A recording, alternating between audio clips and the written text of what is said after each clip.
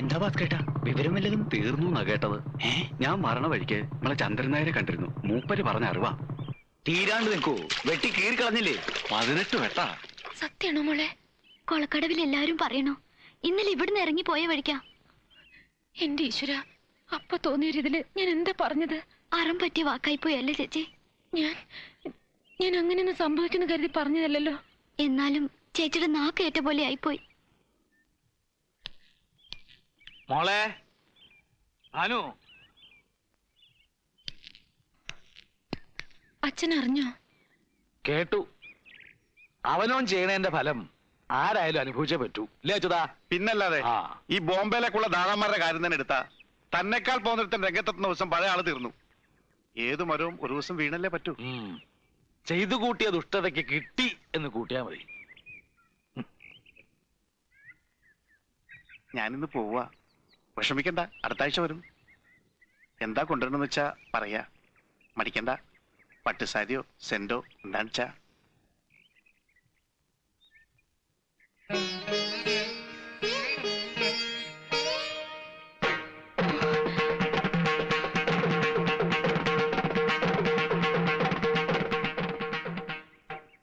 ദേവി, മരിക്കണമെന്ന് ഞാൻ ആഗ്രഹിച്ചിട്ടില്ല, അങ്ങനെ ശപിച്ചിട്ടുമില്ല. കേട്ടതൊന്നും സത്യാവരുതേ.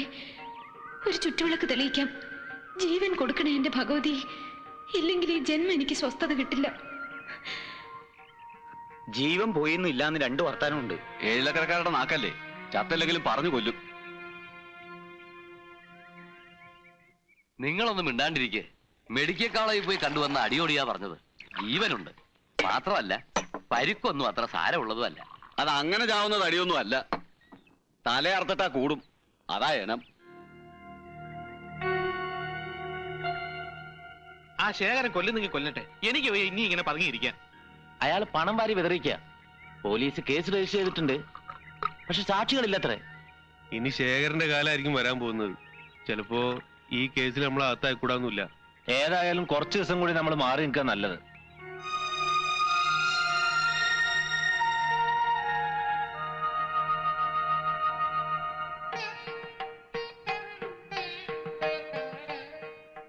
അയാളുടെ പേര് കേട്ടാ കടിച്ചു കീറാൻ വരുന്ന ഭാനുവേച്ചിയാ ഇപ്പൊ ഇങ്ങനെ മാറിയത്. ഒരു താല്പര്യത്തിന്റെയും പുറത്തല്ല. അന്ന് അങ്ങനെ പറഞ്ഞു പോയതില് എനിക്ക് അത്ര കുറ്റബോധം ഉണ്ടായിരുന്നു. അച്ഛൻ ചോദിച്ചു എന്താ അമ്പലത്തിലെ വിശേഷം, ഒന്നും പറഞ്ഞില്ല. അച്ഛൻ ആകെ മാറിയിരിക്കണു. അച്യുതേട്ടന്റെ സ്വത്തുകാവലും കൈകാര്യവും ഇപ്പൊ പഴയ ആളെയല്ല. എന്തൊക്കെയോ കണക്കൂട്ടില്ല അച്ഛന്. അച്യുതേട്ടൻ വെറുതെ അല്ല ഈ സഹായമൊക്കെ ചെയ്യണത്. അത് അയാളുടെ കയ്യിലിരിക്കേയുള്ളൂ. ഭാനുവിനെ അറിയില്ല, അയാൾക്കും അച്ഛനും. നാളെയല്ലേ മൂപ്പര് ആശുപത്രിയിൽ നിന്ന് കൊണ്ടുവരുന്നത്? എത്ര വേഗ ദിവസങ്ങൾ പോയത്. മംഗലശ്ശേരിക്കാ വന്നുല്ലേ? ഇനി ശേഖരന് പോവാ, ആസ്പത്രിയിലേക്കല്ല. നീലകണ്ഠൻ ഒരു സാവകാശമില്ലാത്ത ആളാ. ഇന്ന് തന്നെ വല്ലതും നടക്കും.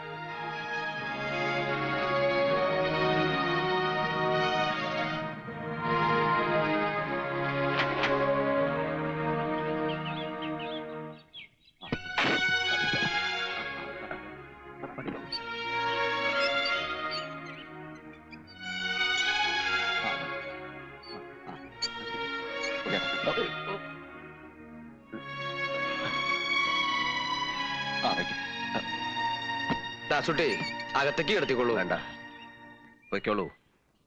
എന്നിട്ട് വിവരം അറിയാൻ കാത്തു നിൽക്കുന്നവരോട് പറഞ്ഞേക്ക് പാതി ചത്തുന്ന്. ഇടത്തെ കൈയും ഇടത്തെ കാലും. അത് കണ്ട് ചിരിക്കാൻ താല്പര്യമുള്ളവർക്ക് ഇവിടെ വരാം. സഹതപിക്കാനാണെങ്കിൽ ഒരു നായന്റെ മോൻ ഇങ്ങോട്ട് വരണ്ട.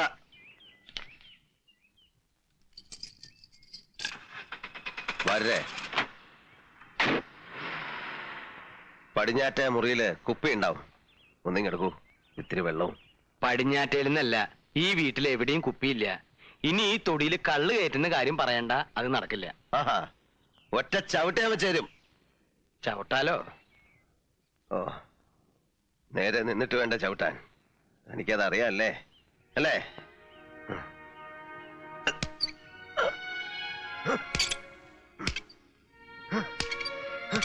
നീല, എന്നോട് ദേഷ്യം തോന്നിയാലും സാരില്ല.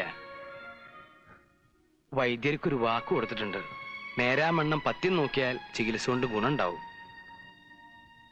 എഴുന്നേറ്റ് നടത്തുന്ന വൈദ്യര് പറഞ്ഞിരിക്കുന്നത്.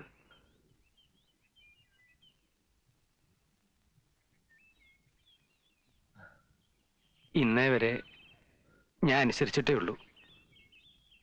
ഈ കാര്യത്തിൽ ഞാൻ പറയണത് കേൾക്കുക. എല്ലാവരും എന്നോട് കാരുണ്യം കാട്ടുകയായിരുന്നല്ലോ വാര്യരെ. പിതൃത്വം മറച്ചു വെച്ച് അമ്മ, കഴുത്തറക്കാതെ പാതയിൽ നിർത്തി ശേഖരൻ, അല്പപ്രാണൻ തിരിച്ചു നൽകിക്കൊണ്ട് ഡോക്ടർമാർ, കാരുണ്യം കൊണ്ട് കരൾ കുത്തി പറിക്കുക.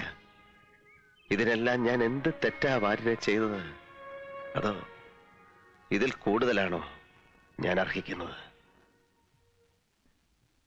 എങ്കിൽ എനിക്ക് വയ്യ വാര്യരെ, ഇനി ഒന്നും നേരിടാനുള്ള കരുത്തെനിക്കില്ല. വാര്യരെ, എന്ന് തൊട്ടോ താൻ എന്റെ കൂടെ ഇല്ലേ? ഇന്ന് വരെ ഞാൻ തന്നെ ഒരു അന്യനായി കരുതിയിട്ടുണ്ടോ? ഒരു സുഹൃത്തിന്റെ കൂടപ്പിറപ്പിന്റെ സ്ഥാനം തനിക്ക് ഞാൻ തന്നിട്ടില്ലേ? തരാൻ മടിച്ചിട്ടുള്ള ഒരൊറ്റ അധികാരമേ ഉള്ളൂ, ഒരച്ഛന്റെ. പിഴച്ചു പെറ്റ എന്നെ ഒരു നിമിഷം നിങ്ങൾക്ക് മകനായിട്ട് കാണാം. എന്നിട്ടൊരച്ഛന്റെ സ്നേഹത്തോടെ വാത്സല്യത്തോടെ എന്നെ ഒന്ന് സഹായിക്കാവോ? ഈ ജന്മം ഉപേക്ഷിക്കാൻ ഒരിത്തിരി വിഷം. ഇല്ല, ഒന്ന് വേഗം ആട്ടടോ. തീർത്തിട്ട് തെക്കാൻ കണ്ടത് കപ്പാണുള്ളതാ. ഓ ആ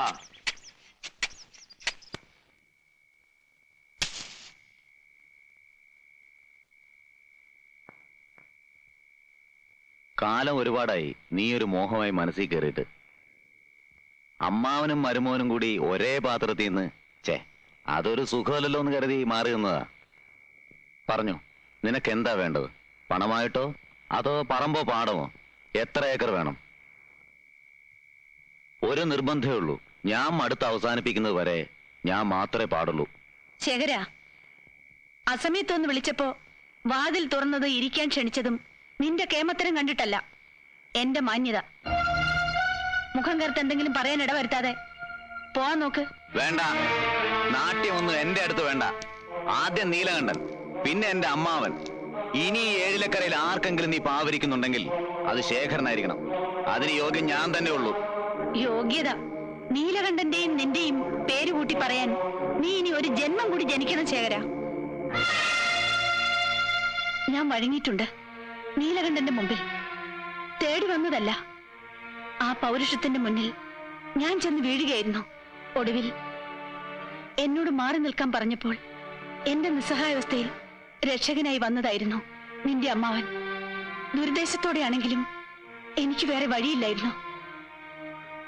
നീ ഇപ്പോൾ അഹങ്കരിക്കുന്നുണ്ടാവും നീലകണ്ഠനെ വീഴ്ത്തിയെന്ന്. 10 ആളിന്റെ ബലവും ഇരുട്ടിന്റെ മറവും ഇല്ലാതെ നേർക്ക് നേരെ നിനക്കൊരു ചുക്കം ചെയ്യാൻ കഴിയില്ല. ഇപ്പോഴും ഈ നിലയിൽ രണ്ടു കാലി നിവർന്നു നിൽക്കാൻ കഴിയാത്തന്റെ വീരം പറയുന്നു. ചത്താലും തീരില്ല അവന്റെ മഹത്വം.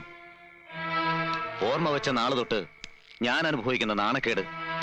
കളിപ്പന്ത് കളിക്കുന്ന മൈതാനത്ത് അമ്പലക്കുളത്തി മുങ്ങാങ്കുഴിയിടുമ്പോ എന്നെ തോൽപ്പിക്കാനായി എന്നും അവനുണ്ടായിരുന്നു. ഇപ്പോ നിന്റെ രൂപത്തിൽ അവൻ എന്നെ ജയിക്കുകയാണ്.